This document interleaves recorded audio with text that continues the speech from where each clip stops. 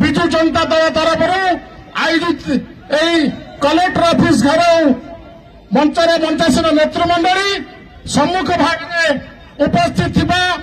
जाजपुर जिलू आसी समस्त कृषक भाई युवा भाई छात्र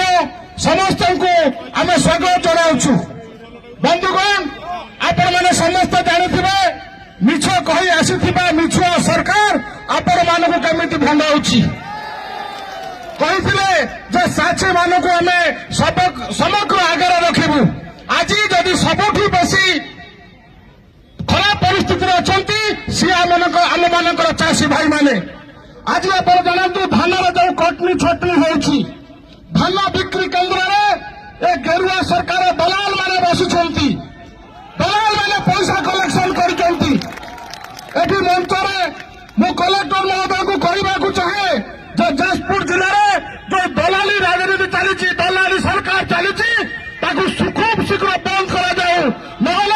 जाजपुरवासी आपको बसवाक देवे ना एक कथा मुझे कही रखुची। आज युवक मान परिस्थिति असंभाव चाकरी नहीं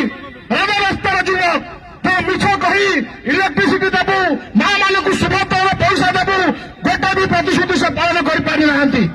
बंधुगण आईन श्रृंखला परिस्थिति आपण मैंने समस्त जानते दिन द्विपर मर्डर होची